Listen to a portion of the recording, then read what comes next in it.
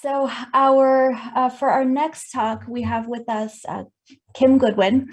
And Kim is a product and design leadership consultant and an in-house design and product executive. She is the author of the book, Designing for the Digital Age. Kim's current role is at Wobot, which is an interesting digital product for mental health, which I actually remember being a very, very, very early adopter of that product when it came out.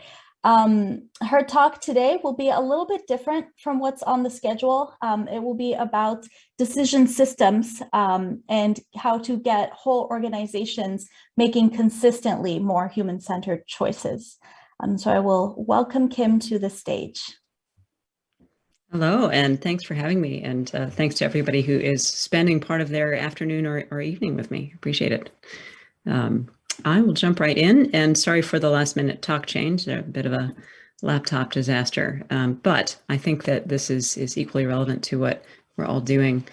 I'd like to talk with you about decision systems today. Let me just share my screen.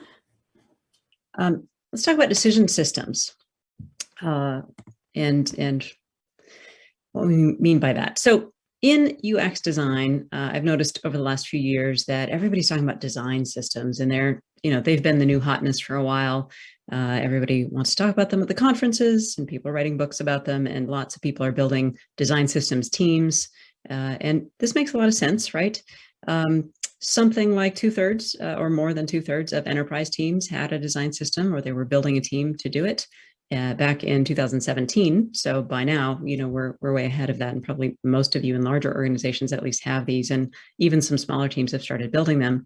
And they're a great investment, right? They foster simplicity. They help you be consistent in your UI. They make the teams work pretty efficient in development. But as I see all of this fuss about design systems and, this notion of standardized components saving us time and effort and making better choices, I started to wonder, is this really the thing we should all be spending our effort on?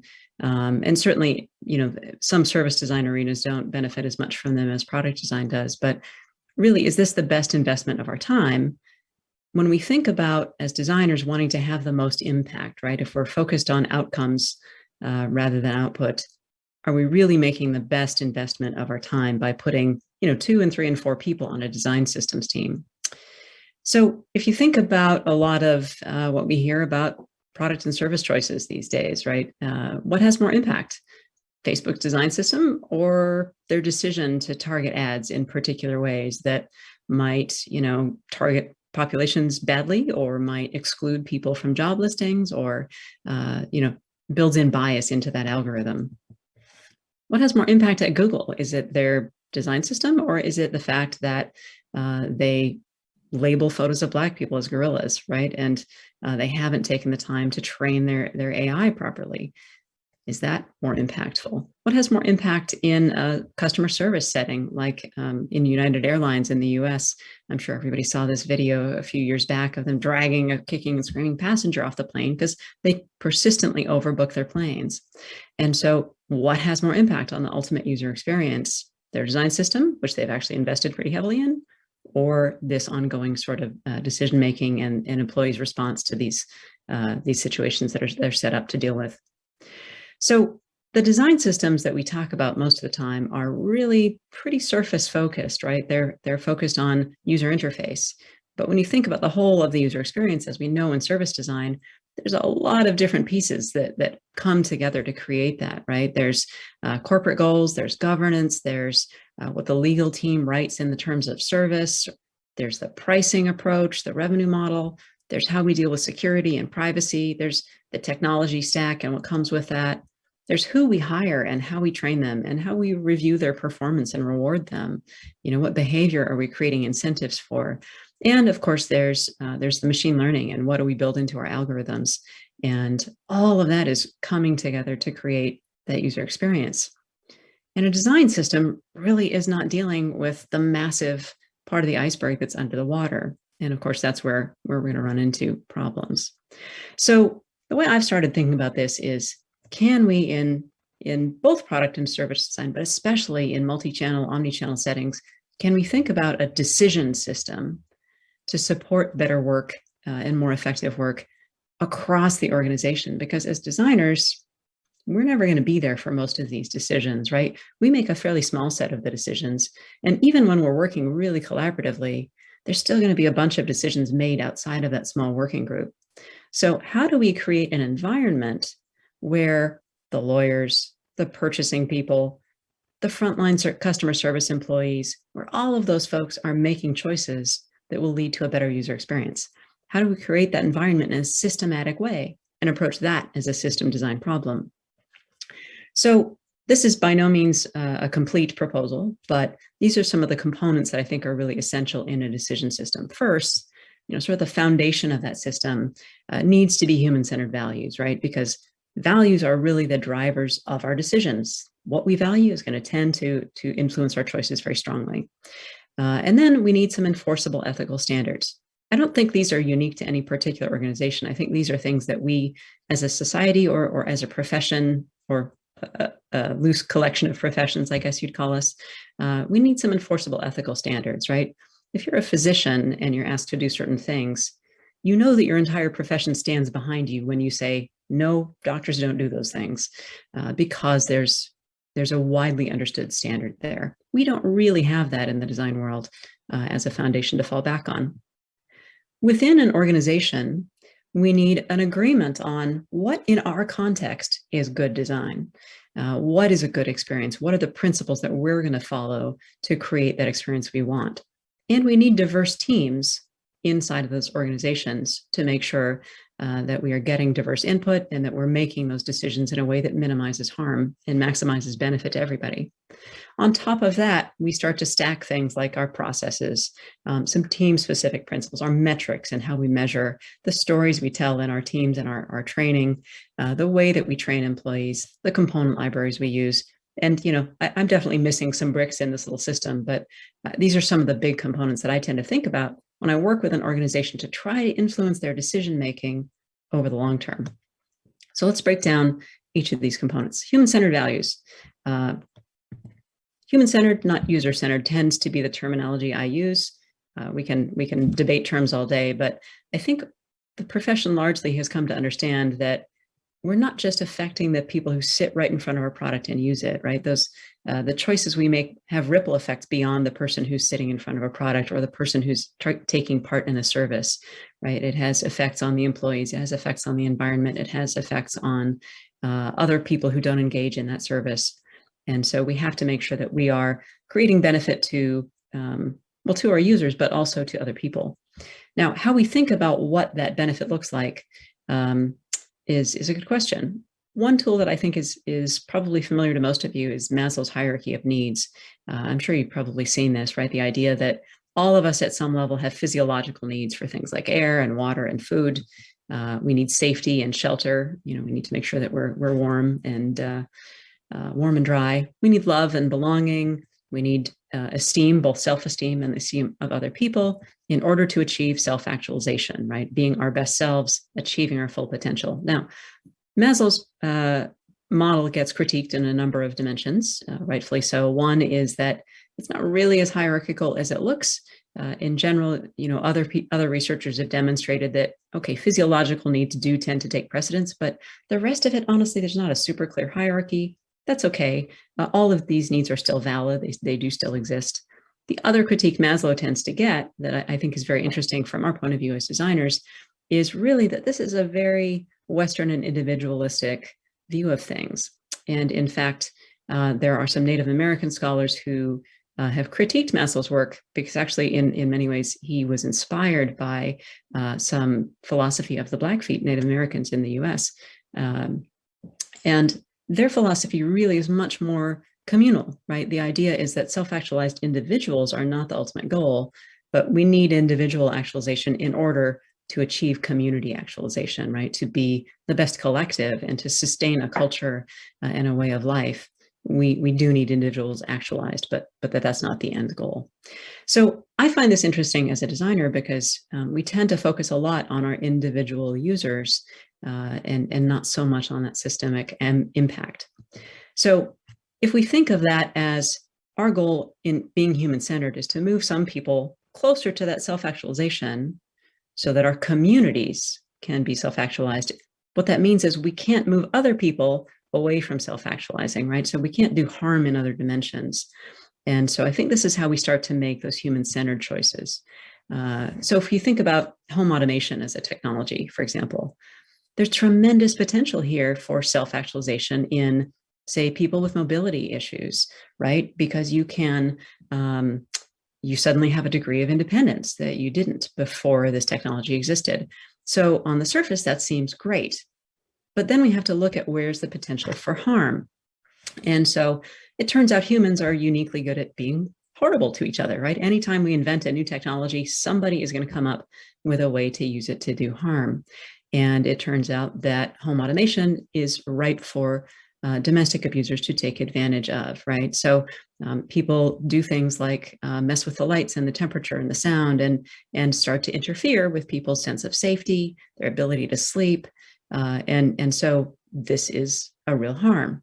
So if we're in fact making human-centered decisions, if I were the product manager on this, this would be at the top of my list, because maybe it's not affecting the vast majority of users, but it's doing deep, deep harm at a pretty fundamental level to some people. So that's what I mean by human-centered decision-making. So if we start with those values and we work to instill those in the organization, which I don't want to trivialize, right? Cultural change, if your organization doesn't value that, is a big deal, right? It takes years to get an organization that isn't human-centered to shift in that direction. And sometimes it's just not a thing you can do. We also, as a profession, need some enforceable ethical standards. And certainly ethics in design have been a big topic of conversation these last few years, as they should be. Internet products and services, in my view, are basically a giant human subjects experiment, right? We are all every day taking part, being experimented on, right? Whether it's an A/B test or something else. People are trying to modify our behavior, right? They're trying to get us to click that buy button. They're trying to get us to share more data so that we can be monetized. They're trying to get us to stick around on that website to click more ads. And even in service design, right? We're trying to guide people to make different choices, to use less healthcare services, or to guide them to the website instead of the customer service representative, or what have you. So when we're trying to modify people's behavior in research, Daniel was referring to healthcare research a minute ago, we are actually doing intervention. We're trying to influence people. And people did not consent to take part in that study for the most part. So I think there's an ethical problem here, right? As a profession, we need a framework for when is this okay to do, and to what extent, and in what contexts, and what does that look like? Now, in Europe, certainly there's GDPR. In the state of California in the US, we have some regulations that are starting to move in that direction. But even so, that tends to be very prescriptive, and it's not really broad enough to do what we need it to do. So I don't think that as a profession we need to reinvent a new framework here, but having worked in healthcare for a good chunk of my career, I have had to deal with institutional review boards as part of that work. Now, if you're not familiar with sort of the origin of this, if you go back in history to Nazi doctors experimenting on people, right? Really horrible time in human history. What came out of that is something called the Nuremberg Code. As people realized, wow, the crazy stuff that was happening, the horrible, unethical things that were being done in the name of medical research for the greater good, there's an understanding that no, there are boundaries and there are things that we shouldn't do. And so that informed the Nuremberg Code that is behind a lot of what you'll encounter when you talk to an institutional review board, when you do human subjects research. So if your work is subject to an IRB and you lay out a study, they're going to ask you a handful of difficult questions, and you better be prepared to answer them.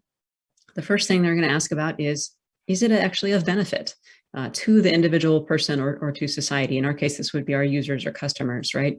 What is the benefit? Or is it just about the bottom line of the organization? That's not going to be compelling to an IRB.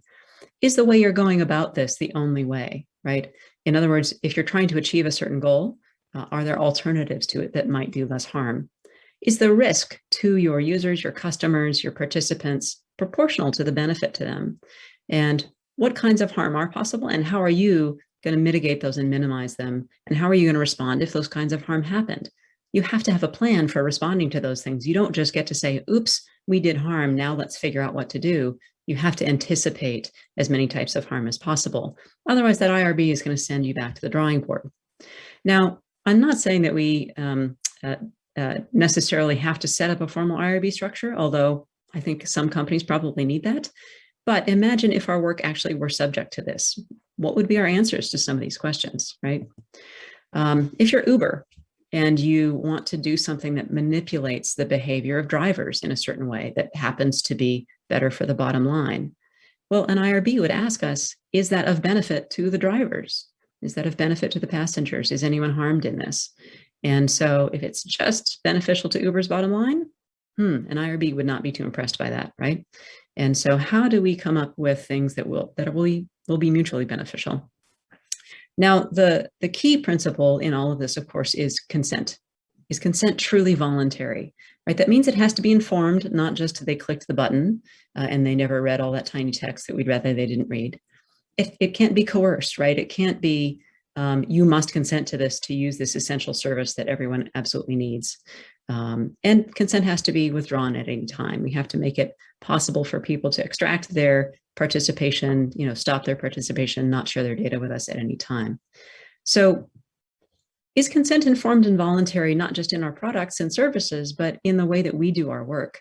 Let's think about user research, for example. One thing that's very common in the web world is session replay, right? Where people can watch anonymous browsing sessions. Well, it turns out that it's actually pretty easy to re-identify users from those. And most users would be a little creeped out if they actually understood that someone could be watching them browse around even without that identification. I think of it this way, would you be okay with someone watching you in the fitting room, even if they couldn't see your face? Maybe not, right? It's a little creepy.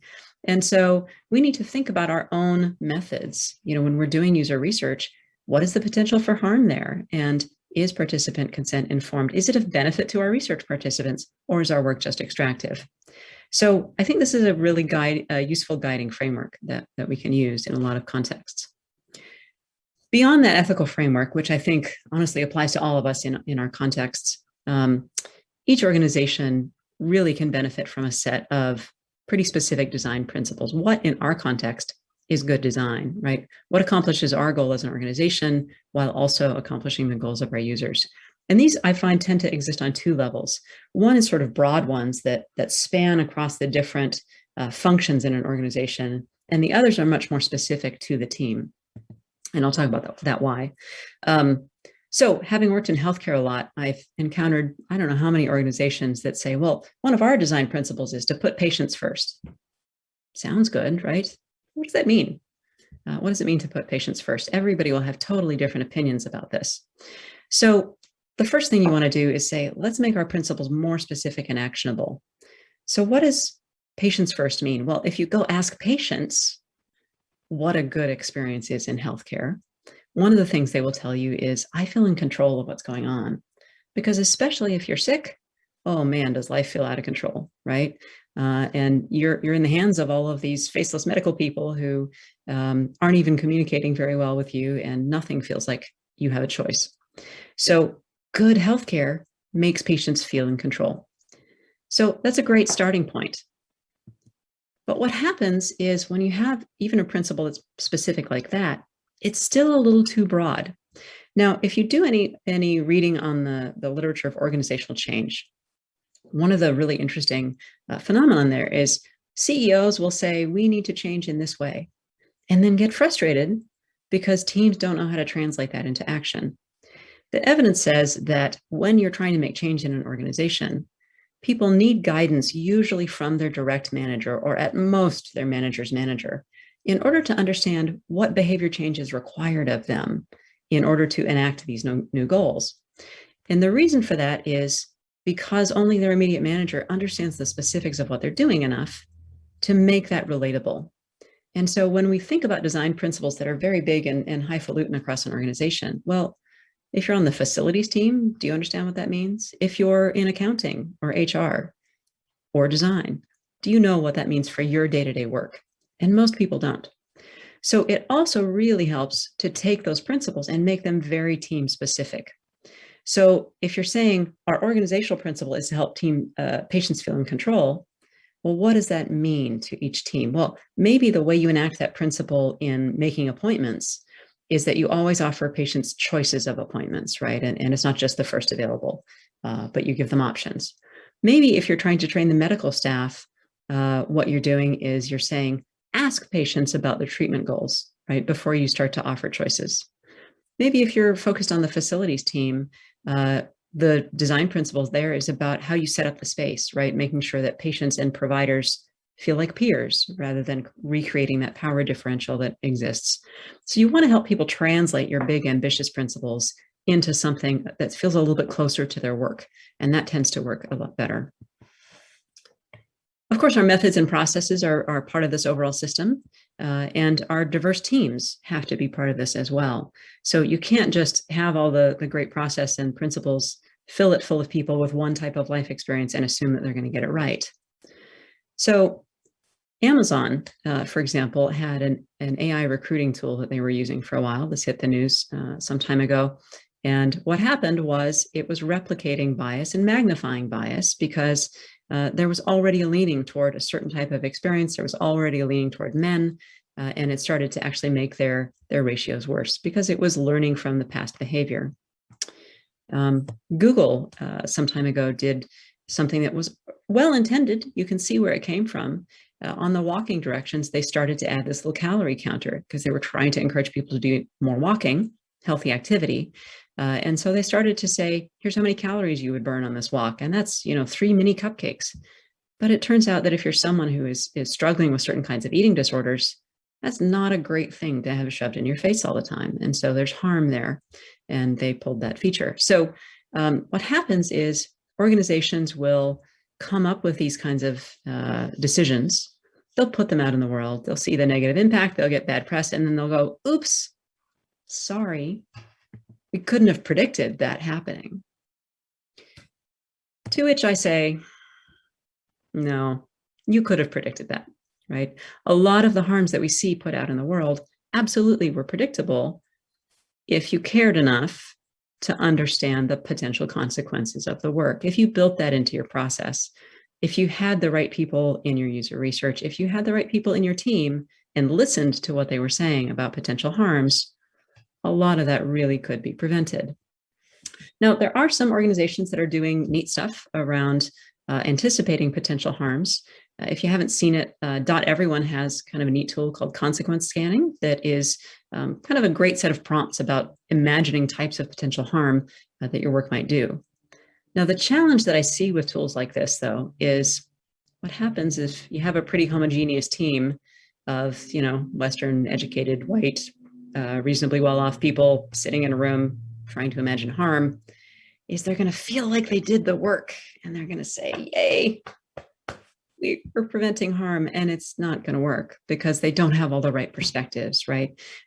Because the thing is, we're not good at imagining types of harm that we haven't seen ourselves. As a cisgendered white woman, there are kinds of harm I'm never going to be subject to in the world. And so I need somebody else who's experienced that to help me understand that those exist. And so we need to make sure that we're being inclusive in our research and very much in our teams. Inclusiveness in the research is not enough because the decisions get made by the people in the room. The power exists in the room. And so you can't make the right decisions unless you have diverse deciders, right? You can't have all the people making the choices look the same and come from the same life experience. So building diverse teams needs to be part of our service design repertoire. Anytime I go into an organization that is working on improving the design they do, I was asked to talk to the HR people about how we hire. And people are like, why do you need to talk to HR? What's that got to do with design? Well, what are we hiring for? What are we training for? What are we rewarding? Because all of that is going to make a difference. And how are we hiring for diversity? And all of those things are going to affect our output. So speaking of output, let's talk about how we measure our output. Metrics, of course, are something that we've embraced across the design world because they're a way to prove our value and they're a way to, if we do them right, to improve what we're doing and get better at it. But we often find metrics used in unfortunate ways in organizations. We also use a lot of stories, right? We share wisdom with the success of projects and what worked and what didn't. Oh, we tried that and that worked, or look, we did this and we used this behavior. And we tend to celebrate certain behaviors that achieved results we wanted. And sometimes those behaviors perpetuate other things. So we want to make sure that our stories are about whose life was improved and how, and what harm was done and how, and what did we do about it. The metrics, though, we need to use differently. Asa Raskin, who was part of the team designing Infinite Scroll at Facebook, said in a user interview a couple of years ago, when you put that much pressure on that one number, meaning the engagement number, you're going to start trying to invent new ways of getting people to stay hooked. And this really struck me at the time, because when we're using the language of drug dealers to describe what we do, I think maybe we've entered into problematic territory. So, but the problem is that this is just built into the way organizations use metrics, right? They tend to zero in on one outcome and try to optimize the heck out of it.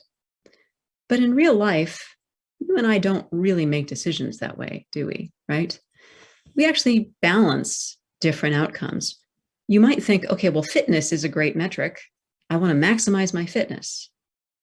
Okay, but when you start to do that, what else suffers, right? Maybe time with your family suffers, or time to do other things you enjoy suffers, or, there are a lot of things that you probably won't trade off. So you're going to maximize to a point, but then you're going to decide you're not going to maximize anymore.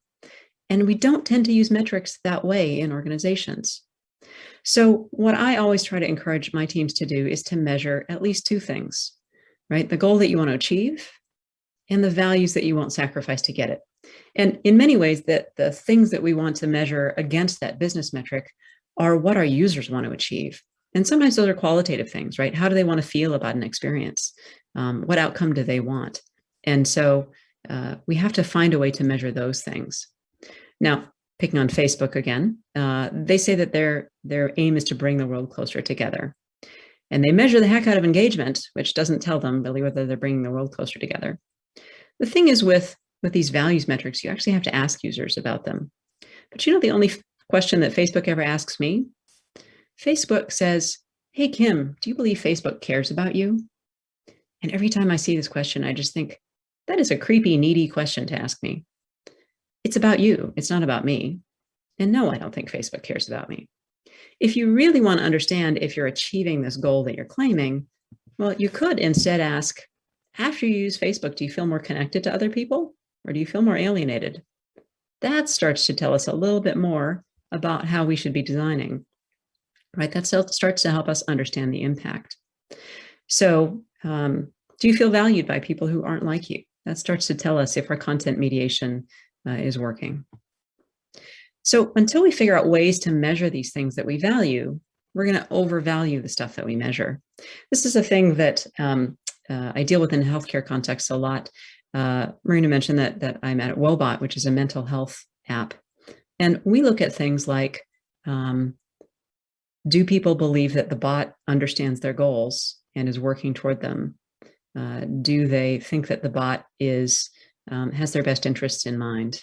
And we measure these kinds of things because they're foundational to therapy, right? We want to make sure that we're creating a good experience, not just that we're having people use the app on a regular basis, because it's not what matters, right? What matters is they are building a relationship with this thing that creates the space for them to do the hard emotional work that they need to do. And then, of course, eventually for any kind of team, we need component libraries, right? In UI, these tend to look like buttons and typefaces and so forth. In HR, they're job description templates and performance review forms. In legal, maybe they're templates. So we need to make sure that we have component libraries that are specific to the team that support the human-centered decision-making that we want, right? So if we're thinking about how we hire for diverse teams, well, what do we do in our job descriptions and our recruitment to make that happen? Lay out the process, make it easy so people can actually implement it and don't have to figure that out every single time. So I'm not suggesting you go build a site and say, this is our corporate decision system. We don't need to build a decision system team necessarily, but what I am suggesting is that you think about, if our goal as designers is to create the most human-centered outcome, what are we doing to change how people in our organizations make decisions? Because that is really the work, right? Getting people to make different choices when we are not in the room, that's what's going to drive the outcome. So when we think about how we're investing our design resources, we want to invest at least as much there as we're investing in the more superficial design system. And if not, why? Why not? We need to think about how to enable that across our teams. I also suggest that we think about that Nuremberg Code. Think about those questions an IRB would ask you. You don't necessarily have to go set up an IRB, but shouldn't that be part of how you think about a project, right? Is it of benefit? What are the potential harms? And make that part of your working process. There's no reason not to do it. And we want to think about all of these potential levers, and there may be other levers that I haven't talked about as well. What are the weakest parts, right? What are the ones that are most encouraging bad decisions right now? What can we shore up?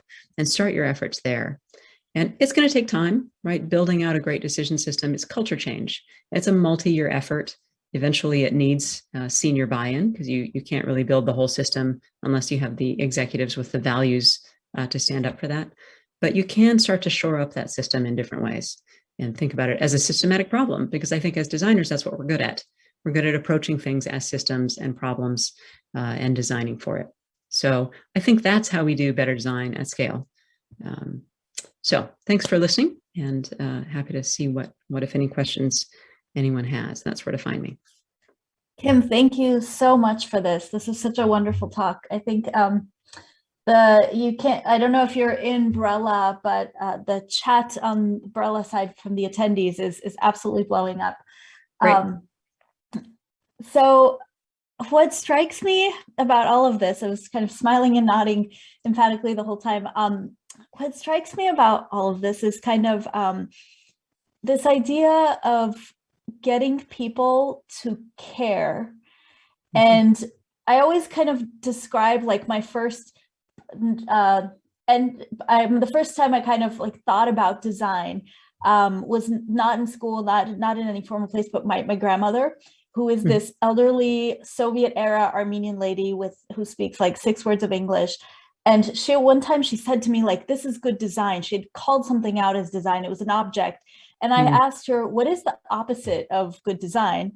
And she said, the opposite of good design is I don't care. Like, I don't care, in her sweet accent. And that stayed with me forever. And I find myself reflecting on that recently. And that came up when you were going through, the process, because it really is, how do you get people to care on a very fundamental human level? Because at the entry point of everything you talked about, at some point, someone is making a decision to give a hoot, essentially, right?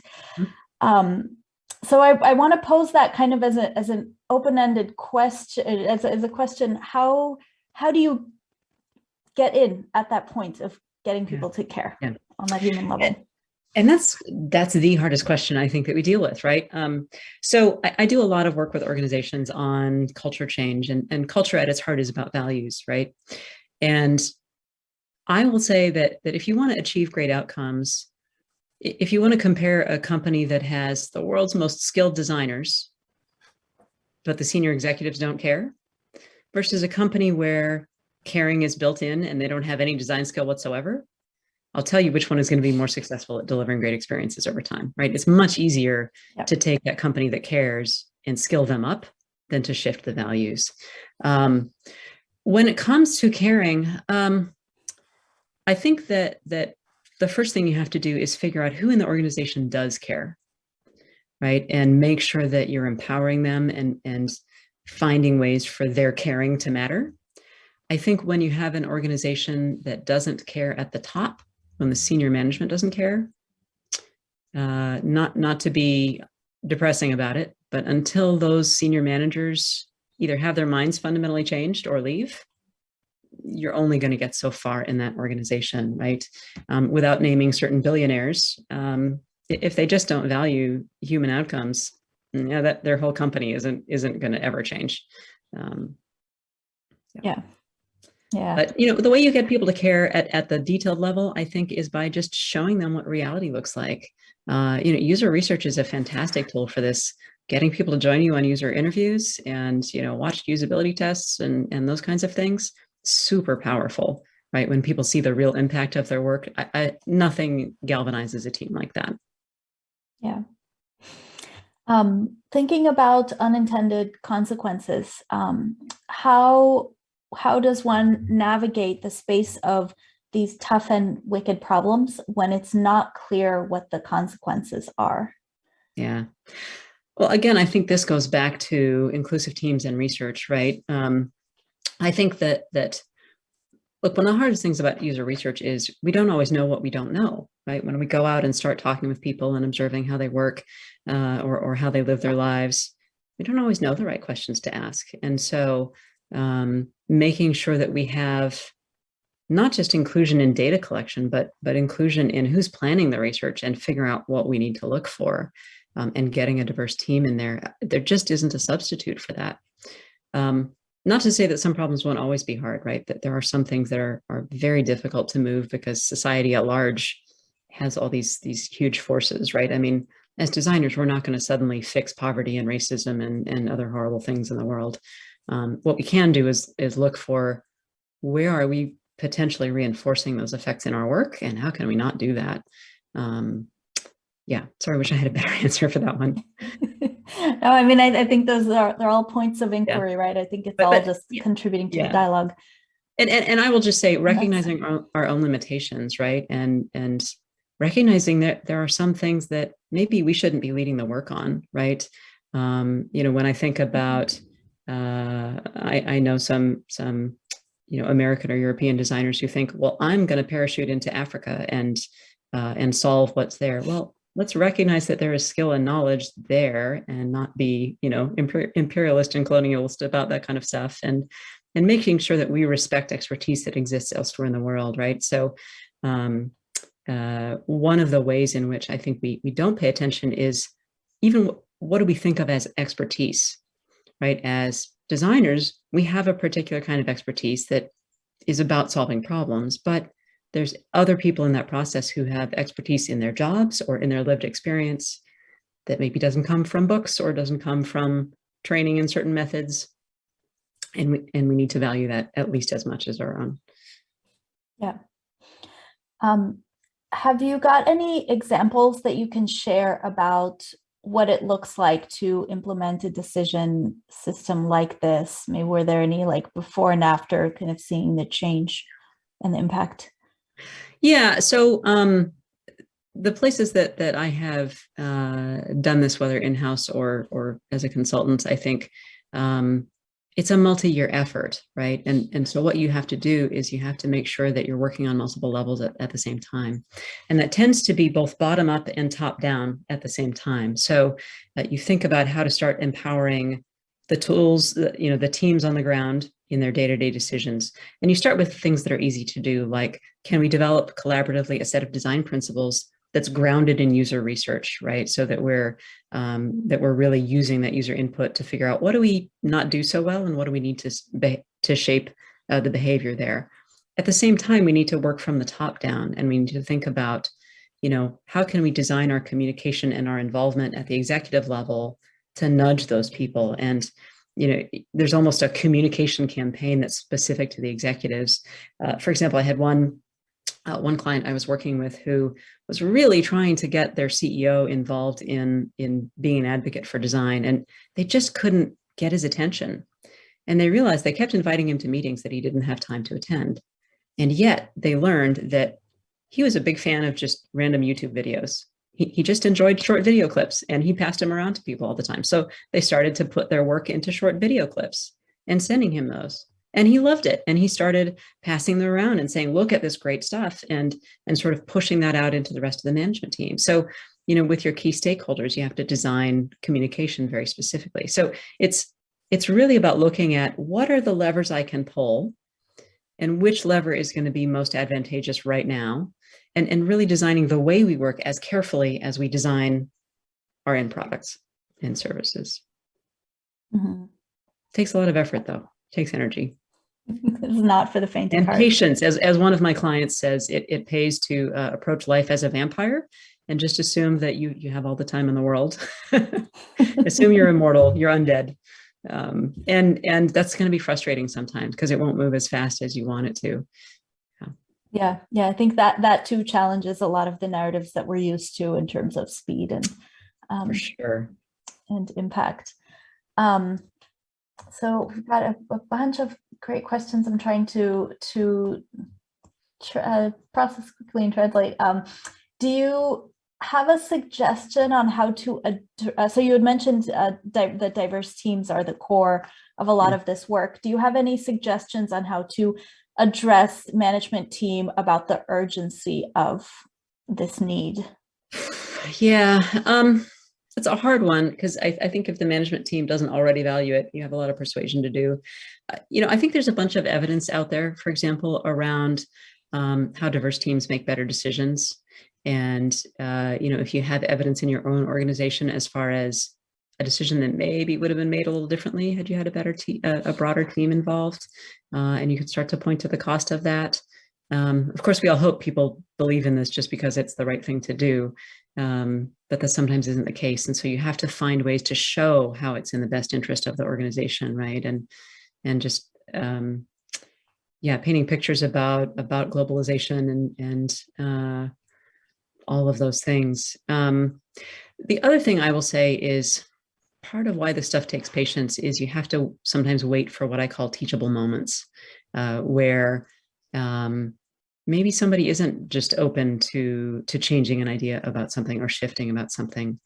And so what you have to do is think about, what change do I want this person to understand the need for? How might I sell them on that?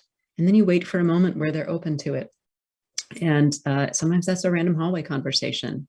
And then you realize, now might be my time. And then you bring forth the data that you have, or you make your argument. And sometimes you see a light bulb come on. And those moments are more infrequent than we'd all like, but sometimes they're so powerful. I had one time a CEO completely reorganize his organization and change his budget priorities after one of those hallway conversations. Now, you don't see that often. But I could see the switch go on, and it made a huge difference. And that's where in-house teams, I think, have an advantage over consultants, right? Because you're around for those hallway conversations. So those long-term relationships, and just keeping in mind that those conversations are the work, and spending some time to think about, if I have an opportunity, what will I say to this person, right? What do I need them to understand? How do I need them to feel in this moment? And what do I need them to do? And just knowing so that you're prepared in that moment. Yeah, that kind of reflects back to something that came up in the chat with Daniel Burka earlier, that there's these invisible pieces of design and the design process that we don't talk about as much. So it's good to see that kind of out in the open. So we're going to wrap up so that we can get our fully timed break. But Kim, thank you so very much for this talk and for this wonderful generosity of your time. Thank you. Thank you so much for having me. And I hope everyone enjoys the rest of the event. Thank you. So we are going to take a 45-minute break, and we will return at 10:30 Pacific time and 7:30 Central European time. I don't want to take away any more of your break, so I will say goodbye and see you soon.